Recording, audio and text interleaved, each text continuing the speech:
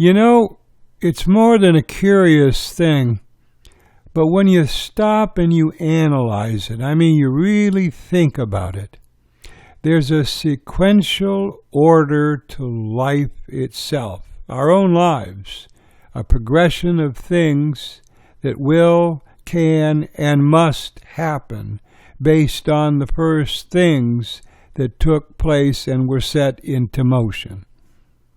Think of a line of dominoes, all set up on end, each one standing alone, as it would seem. But when the first one falls, the action of the first one is going to dictate what the action of the last domino is going to be, has to be, no question about it. When it comes to the dark realm, when it comes to you being visited by a demon, there's a sequential order to the visitations. In the beginning, it'll almost seem benign. There'll be no fright involved. The demon is not out to scare you. You're being lulled into a sense of false security. Why? Because that's where you're going to be most vulnerable and easiest to control. And at first, the demon is going to whisper promises to you. It'll pretend to be anything you want it to be, but its promises are going to be as empty as the vision it projects within you are.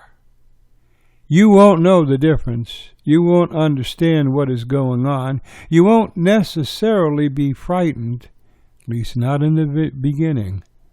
But as with each visitation, each sequential visitation that takes place, the demon is going to be more forceful, it's going to be more intense, it's going to be more frightening.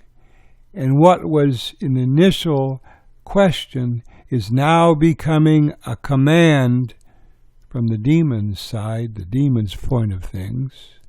And ultimately, it'll lead to that last domino, which is the bargain, the dark bargain, the bargain you are ultimately going to be forced to make with the demon. And this bargain is going to be all on the demon's side, not yours. You will reap no benefits out of this bargain. The demon holds the control. It has always held the control, even from the first visitation.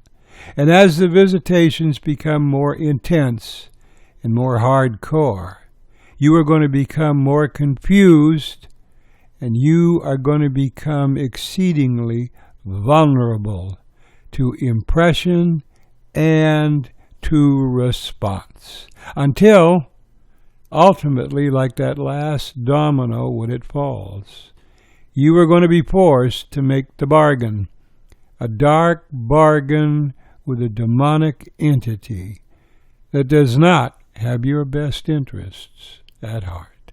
Think about it.